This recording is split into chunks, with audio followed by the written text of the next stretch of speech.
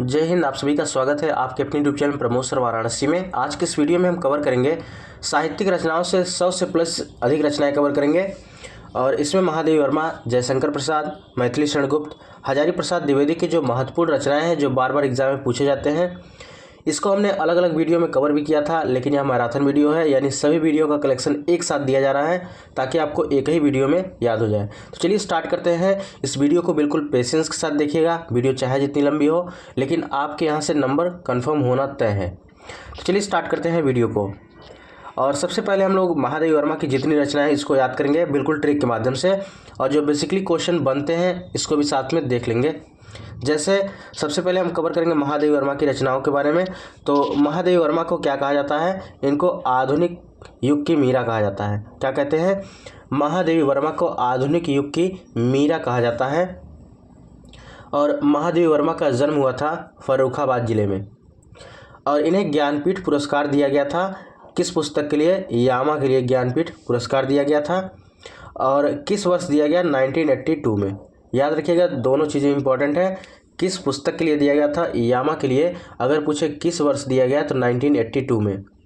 और यामा किसका संग्रह है? तो यह नीरजा, निहार, रश्मि और शांत गीत का संग्रह है। जैसे बीजक है ना, साकी शब्द रमणी, ठीक है, उसका संग्रह। उसी प्रकार यामा भी किसका संग्रह है? नीरजा, निहार, रश्मि और शांत गीत का। महादेवी वर्मा की पहली रचना कौन सी थी? निहार थी, जो कि वर्ष 1930 में आई थी। तो महादेवी वर्मा से बेसिकली जो एग्ज़ाम में पूछे जाते हैं प्रश्न, इसको आप अच्छे से याद रखिएगा। और एक बार इसका फिर रिवीजन कर लेते हैं। महादेवी वर्मा का जन्म कहाँ हुआ था? फर्रुखाबाद में हुआ था। इन्हें आधुनिक युग की मीरा कहा जाता है। इनकी पहली रचना थी निहार, जिसको वर्ष 1930 में प्रकाशित किया गया। ज्ञानपीठ पुरस्कार भी दिया गया था। और किस पुस्तक के लिए? यामा के लिए। किस वर्ष दिया गया? 1982 में दिया गया। और यामा किसका संग्रह है? तो नीरजा, निहार, रश्मि और शांत गीत का संग्रह है। महादेवी वर्मा की जो रचनाएं हैं इसको हम ट्रिक से कवर करेंगे। आपको एक ट्रिक याद रखना है। नीर या स्मृति अपनी शादी में अबला छड़ लेकर हिमालय पहुंची। फ्रेंड्स, टोटल 100 से अधिक रचनाएं हैं, ठीक है, 100 से अधिक रचनाएं हैं, 100 से अधिक फैक्ट्स हैं। इसको आप अच्छे से याद रखेंगे तो कोई भी क्वेश्चन गलत नहीं होगा। तो ट्रिक आपको याद रखना है, नीर या स्मृति अपनी शादी में अबला छड़ लेकर हिमालय पहुंची। तो नी से हो जाएगा निहार और नीरजा। क्या हो जाएगा? नी से निहार और नीरजा। और नीर में जो रा है, रा से हो जाएगा रश्मि। तो नीर में 3 रचनाएं हो गई, निहार, नीरजा और रश्मि। या से हो जाएगा यामा, ठीक है, या से क्या हो जाएगा? यामा। स्मृति से हो जाएगा स्मृति की रेखाएं। तो स्मृति की रेखाएं किसकी रचना है? महादेवी वर्मा की रचना है। उसके बाद आते हैं अपनी। अपनी में यहाँ पर देखिए क्या क्या चीज़ें हैं। आ से हो जाएगा अग्निरेखा, आत्मिका, अतीत के चलचित्र, यानी अग्निरेखा, आत्मिका, अतीत के चलचित्र यहाँ अपनी में आ से हो जाएंगे। तो यानी अग्निरेखा, आत्मिका, अतीत के चलचित्र किसकी रचना है? महादेवी वर्मा की रचना है। अपनी में जो पा है, पा से हो जाएगा परिक्रमा, प्रथम आयाम, पथ के साथी, यानी परिक्रमा, प्रथम आयाम, पथ के साथी, ये महादेवी वर्मा की रचना है। नी से हो जाएगा निरंतरा। नी से क्या हो जाएगा? निरंतरा हो जाएगा। आगे चलते हैं। अगला है यहाँ पर सा से हो जाएगा शादी, ठीक है। शादी से, शादी में जो सा है, सा से शांत गीत, शंदनी, स्मारिका और सप्तपर्णा। दी से हो जाएगा दीपशिखा और दीप गीत, ठीक है। शादी में आपके लिए कितनी रचनाएं हो जा रही? 1 2 3 4 5 6 रचनाएं केवल इसी से हो जा रही हैं। शांत गीत, चांदनी, स्मारिका और सप्तपर्णा। दी से हो जाएगा दीपशिखा और दीप गीत। और में से हो जाएगा मेरा परिवार। तो कई बार एग्जाम में पूछा है कि मेरा परिवार किसकी रचना है? तो महादेवी वर्मा की रचना है। अबला, अबला से क्या हो जाएगा? अबला और सबला। छड़ से हो जाएगा छड़दा। ये भी एग्जाम में पूछा गया प्रश्न है कि छड़दा किसकी रचना है? छड़दा जो है महादेवी वर्मा की रचना है। हिमालय, हिमालय किसकी रचना है? महादेवी वर्मा की रचना है। तो चलिए एक बार इसका फिर क्विक रिवीजन करते हैं ताकि इसी वीडियो में अच्छे से याद हो।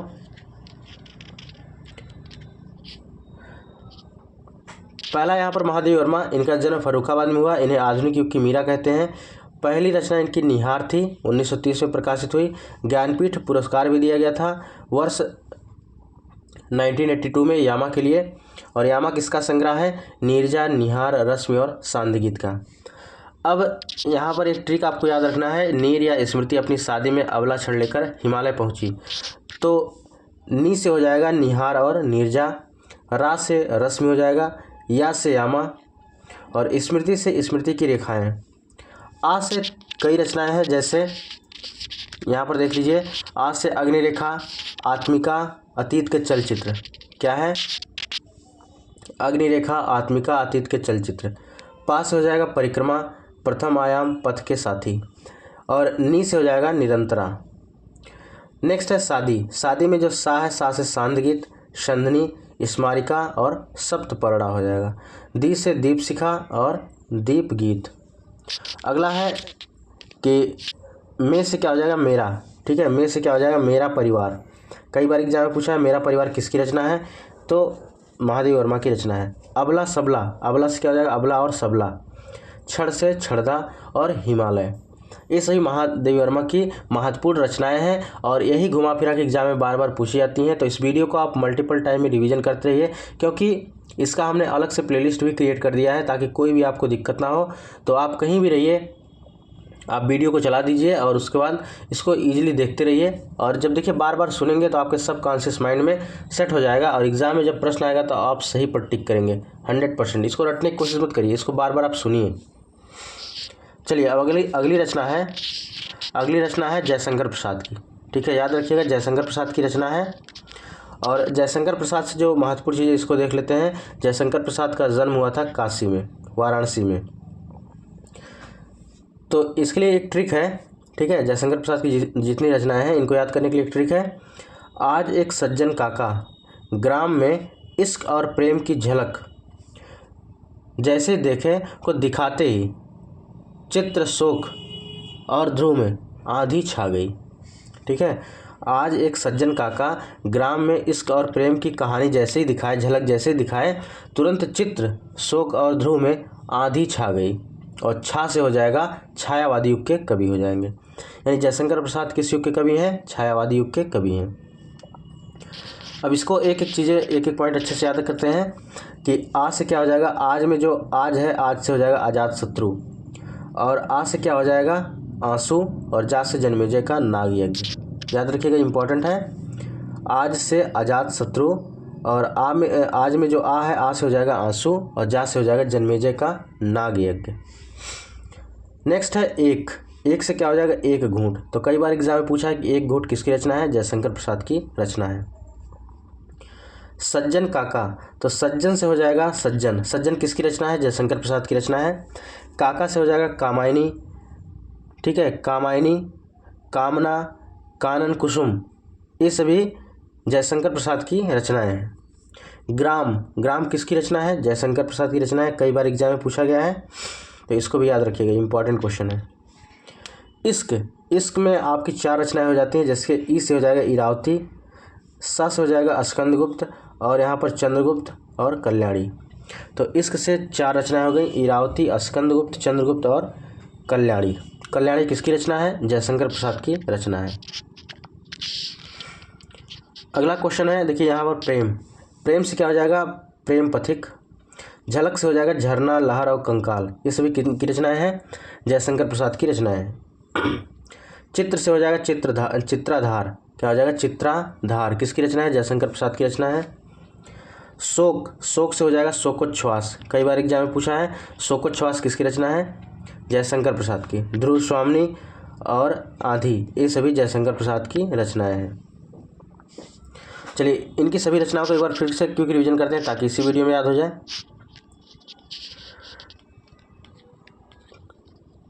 चलिए, जयशंकर प्रसाद का जन्म जो हुआ था काशी में हुआ था और यह छायावादी युग के कवि थे। तो ट्रिक है, आज एक सज्जन काका ग्राम में इश्क और प्रेम की झलक जैसे ही दिखाए तो चित्र शोक और ध्रुव में आधी छा गई।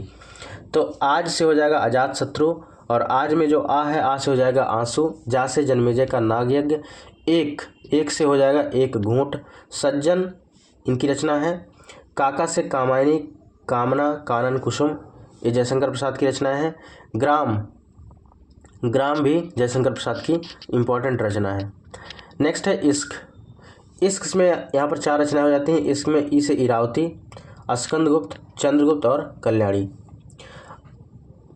आपके लिए क्वेश्चन है कि मंगलसूत्र, मंगलसूत्र मुंशी प्रेमचंद का अधूरा उपन्यास है, इसको किसने पूरा किया था? ठीक है, आपको कमेंट बॉक्स में कमेंट करके बताना है। मंगलसूत्र मुंशी प्रेमचंद का अधूरा उपन्यास है, इस उपन्यास को किसने पूर्ण किया था? अगला क्वेश्चन है प्रेम। प्रेम, प्रेम प्रतीक हो जाएगा, क्या हो जाएगा? प्रेम से प्रेम प्रतीक। झलक में यहाँ पर झा से झरना, ला से लहर, का से कंकाल, चित्र से चित्राधार, शोक से शोकोच्छ्वास और ध्रुव से ध्रुव स्वामिनी और आंधी से आंधी। ये सभी जयशंकर प्रसाद की रचनाएं हैं। अब आगे चलते हैं, हम लोग पढ़ते हैं मैथिली शरण गुप्त की रचनाएं। और मैथिली शरण गुप्त की रचनाएं यही बार बार पूछी जाती है। चलिए, मैथिली शरण गुप्त का जन्म कहाँ हुआ था? झांसी के चिरगांव में हुआ था। इन्हें राष्ट्र कवि कहा जाता है। मैथिली शरण गुप्त का जन्म झांसी चिरगांव में हुआ था, इन्हें राष्ट्र कवि कहा जाता है।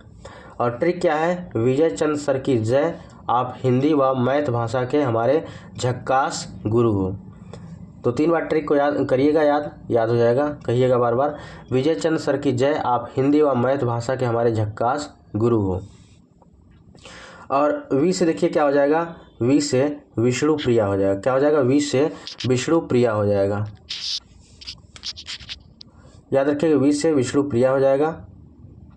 उसके बाद यहाँ पर जा से जयद्रथ वध, या से यशोधरा, यानी विष्णु प्रिया, जयद्रथ वध, यशोधरा, ये मैथिली शरण गुप्त की रचनाएं हैं। चंद्र में जो चंद्र है चंद्रहास हो जाएगा और द्वा से द्वापर हो जाएगा। सर में सा है सकेत, ठीक है, सर में जो सा है सा से साकेत हो जाएगा। रा से रंग में भंग और की से हो जाएगा किसान। तो किसान किसकी रचना है? मैथिली शरण गुप्त की रचना है। जय से जय भारत, आप में जो आ है आ से आदर्श और पा से पंचवटी और पृथ्वीपुत्र, ये सभी किनकी रचनाएं हैं? मैथिली शरण गुप्त की रचनाएं हैं। हिंदी में जो हा है हा से हिंदू हो जाएगा और ना से नहुस। तो कई बार एग्जाम में पूछा है कि नहुस किसकी रचना है? मैथिली शरण गुप्त की रचना है। वा से विष्णुप्रिया हो जाएगा। मैथ, म से मेघनाथ हो जाएगा और था जो है था से अर्थ हो जाएगा। और भाषा में जो भा है इससे भारत भारती हो जाएगा। तो भारत भारती कई बार एग्जाम में पूछा है किसकी रचना है? तो यह मैथिली शरण गुप्त की रचना है। हमारे से हो जाएगा हमारे पूर्वज, क्या हो जाएगा? हमारे से हमारे पूर्वज। झक्कास से हो जाएगा झनकार। तो कई बार एग्जाम में भी पूछा है झनकार किसकी रचना है। हालांकि यहाँ पर जितने क्वेश्चन हैं कहीं ना कहीं एग्जाम में सभी क्वेश्चन पूछे गए हैं, तो इसको आप मल्टीपल टाइम में रिवीजन करते रहिए और निश्चित रूप से आपको एग्जाम में इसी में से प्रश्न देखने को मिल जाएगा।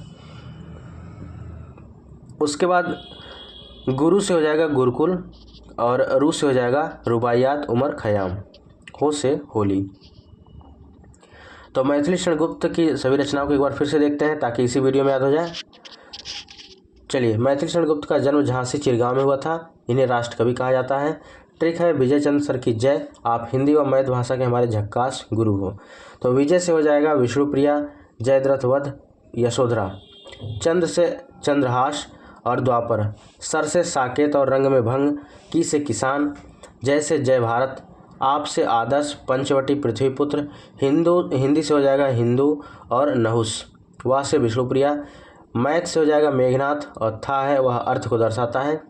भाषा से भारत भारती और हमारे से हमारे पूर्वज।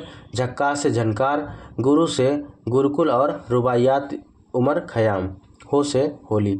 तो होली किसकी रचना है? मैथिली शरण गुप्त की रचना है। चलिए आगे चलते हैं अगले क्वेश्चन की तरफ। अगला यहाँ पर हजारी प्रसाद द्विवेदी, इनसे जितनी महत्वपूर्ण रचना इसको याद करते हैं कि चलिए यहाँ पर हजारी प्रसाद द्विवेदी का जो मूल नाम था बैजनाथ द्विवेदी था। क्या था? हजारी प्रसाद द्विवेदी का मूल नाम बैजनाथ द्विवेदी था। इनका जन्म बलिया उत्तर प्रदेश में हुआ था। इनका जो एक निबंध संग्रह था आलोक पर्व, इन्हीं के लिए जो है हिंदी साहित्य अकादमी पुरस्कार 1973 में दिया गया था। तो हजारी प्रसाद द्विवेदी का जन्म यूपी के बलिया में हुआ था। इनका मूल नाम था बैजनाथ द्विवेदी। और इनका एक निबंध संग्रह था आलोक पर्व, और इसी के लिए हिंदी साहित्य पुरस्कार 1973 में दिया गया था। अच्छा, ट्रिक से और याद रखना है रचनाओं को। कैसे, कौन सी ट्रिक है? देखिए, हजारी प्रसाद द्विवेदी का पूरा नाम क्या है? आचार्य हजारी प्रसाद द्विवेदी पूरा नाम है। तो आपको केवल कितना याद रखना है कि कल्पना में बाण चला, हजारी प्रसाद द्विवेदी की कल्पना में बाण चला। तो आचार्य में देखिए यहाँ पर 3 रचनाएं हो जाएंगी। आलोक पर्व, अशोक के फूल, अनाम दास का पोथा और चारुचंद्र लेख। यहाँ पर आचार्य से देख रहे हैं, यहाँ पर 1 2 3 4 रचनाएं हो जा रही हैं। तो आलोक के पर्व, अशोक के फूल, अनामदास का पोथा और चारुचंद्र खेल, ठीक है, चारुचंद्र का लेख, ये सभी हजारी प्रसाद द्विवेदी की रचनाएं हैं। हजारी से यहाँ पर हो जाएगा हिंदी साहित्य की भूमिका। क्या हो जाएगा? हिंदी साहित्य की भूमिका, हिंदी साहित्य की भूमिका और हिंदी साहित्य का आदिकाल, ये सब दोनों रचनाएं हजारी प्रसाद द्विवेदी की हैं। प्रसाद में पुनर्नवा, पुनर्नवा भी कई बार पूछा है, किसकी रचना? हजारी प्रसाद द्विवेदी की है। साहित्य का मर्म, साहित्य सहचर, ये सभी हजारी प्रसाद द्विवेदी की रचनाएं हैं। द्विवेदी में जो वाह है, वाह से हो जाएगा विचार प्रवाह, विशेष परिचय, ठीक है, विश्व परिचय, विचार वितर्क, ये सभी हजारी प्रसाद द्विवेदी की रचनाएं हैं। द्विवेदी में जो वाह है, वाह से हो जाएगा विचार प्रवाह, विश्व परिचय और विचार वितर्क। की से हो जाएगा कुटज, और ये यहाँ पर हो जाएगा, ये ललित निबंध है, इसको भी याद रखिए, कई बार एग्जाम में पूछा है कि ललित निबंध इनमें से कौन सा है? तो कुटज, कुटज ललित निबंध है। और यह एक विधा है जो कि 1964 में प्रकाशित हुई थी। नेक्स्ट है कल्पना। कल्पना में आपको 3 रचना याद रखना है। का से हो जाएगा कल्पलता, ला से लाल कनेर और ना से हो जाएगा यहाँ पर नाथ सिद्धों की वाणियाँ, ये भी याद रखिएगा। कल्पना में 3 रचनाएं हैं, कल्पलता, लाल कनेर और नाथ सिद्धों की वाणियाँ। बाण चला से बाण भट्ट की आत्मकथा, ये भी कई बार पूछा है। बाण भट्ट की आत्मकथा किसकी है? बाण भट्ट की आत्मकथा हजारी प्रसाद द्विवेदी की रचना है। तो फ्रेंड्स, यहाँ से हम लोगों ने 100 से अधिक रचनाओं को कवर किया, और आप लोग इस वीडियो को मल्टीपल टाइम में देखते रहिए। इसका हमने प्लेलिस्ट क्रिएट कर दिया है, प्लेलिस्ट में आप जाकर 1 बाय 1 रचनाओं को देख सकते हैं, और यह इसका कंप्लीट वीडियो था, ठीक है। और बाकी जो महत्वपूर्ण रचनाएं और हैं, इसको हम नेक्स्ट वीडियो में करवा देंगे। जितनी महत्वपूर्ण रचनाएं हैं उसको सारी रचनाओं को हम ट्रिक के माध्यम से करवाएंगे, ताकि आपको कोई भी दिक्कत ना हो, क्योंकि इतनी सारी रचनाएँ आप ऐसे याद नहीं रख सकते हैं। तो फ्रेंड्स, ये आज की वीडियो। अगर आप लोग चैनल पर पहली बार आए, चैनल को जरूर सब्सक्राइब करें। फ्रेंड्स, से जरूर सूचना, अगर आप लोग यूपी ट्रिपल एस से किसी भी एग्जाम की तैयारी कर रहे हैं, तो यह यूपी जीके और कंप्यूटर की ई बुक है, इसको लेकर आप बेहतरीन ढंग से तैयारी कर सकते हैं।